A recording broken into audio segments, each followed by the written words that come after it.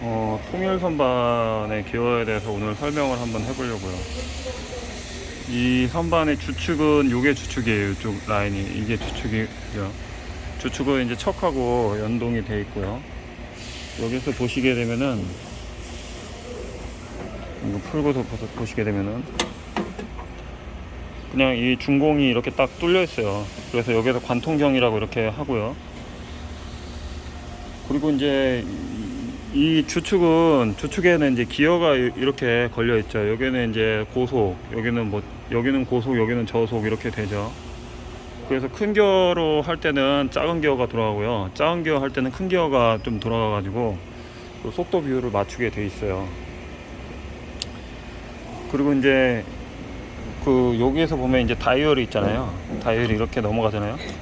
그러면 이제 저기 밑에 보면은 이렇게, 그러니까 여기 같은 경우는 이제 1단, 2단, 3단 이렇게 돌아가는데, 그럼 이제 여기에서 보시면은 1단, 맨 끝에가 이제 1단이고요. 저쪽에 그 중간이, 그러니까 1단, 여기 1단, 2단, 3단 이런 식으로 돼 있죠. 그래서 3단으로 이렇게 넘어가고요. 그 다음 이제 여기 같은 경우는 이제 A, B, 여기서 보면 A, B가 A로 뒀을 때는 고속이고 B로 뒀을 때는 저속인데, A로 뒀을 때는 이제 기어비가 좀 빠르게 이제 되는 기어비고요. B로 뒀을 때는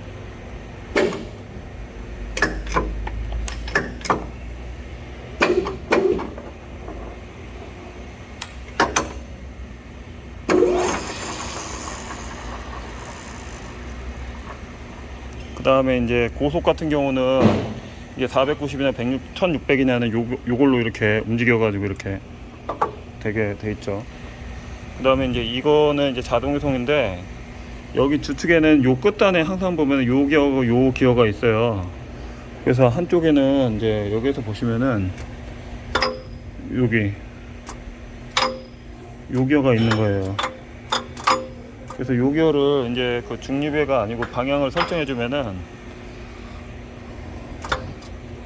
이 기어가 걸려서 이 기어에 걸리는 거예요. 그리고 여기에서는 이게 체인지 기어인데, 이 체인지 기어를 어떻게 쓰느냐에 따라서 또 기어비가 또 바뀌죠. 그래서 요 기어비로 해가지고 M1, M1, M 미리 인치 이렇게 나뉘게 되는 겁니다. 그 다음에 이제 여기에서는 1, 2, 3, 4, 5, 6, 7, 8까지 있고, 1, 2, 3, 4 이렇게 해가지고 기어비를 이렇게 볼 수 있게끔 돼 있죠. 그래서 여기에서 보면은 이제 36, 121, 111 뭐 이렇게 돼 있잖아요. 그러면 36, 121, 111 이걸로 지금 돼 있는 겁니다. 인치나 뭐 다 똑같이 돼 있고요. 미리에서는 이제 파이로 계산해 가지고 이렇게 되는 거는 이제 좀 기어비가 또 틀리게 되죠. 근데 지금 같은 경우는 다 일자로 이렇게 돼 있는 거를 보실 수가 있어요. 그 선반이, 그래서 이제 여기서 보시면은 이제 모터를 구동으로 해가지고 돌기 때문에 그 기어비에 맞춰가지고 이제 작동을 한다, 이렇게 보시면 됩니다. 그래서 어려운 것 같지만 또 어렵지도 않아요, 이게 알고 나면. 근데 여기 각 부위에는 이제 베어링이 들어가고, 여기에서 보면은 이건 알루미늄판인데 동파이프가 들어가는 경우도 있습니다.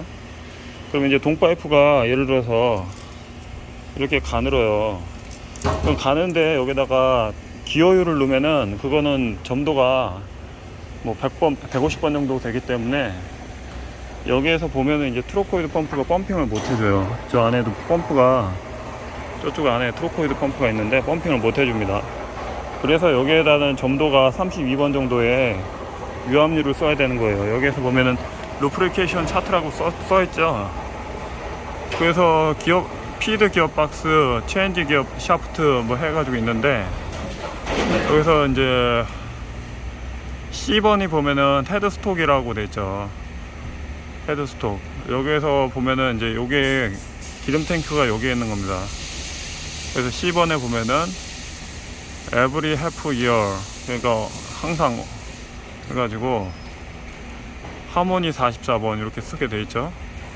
DT 오일 라이트 모빌 같은 게 이렇게 써 있고, 그 다음에 칼텍스 같은 경우는 리갈 오일 RNBA 이렇게 써게 됐습니다.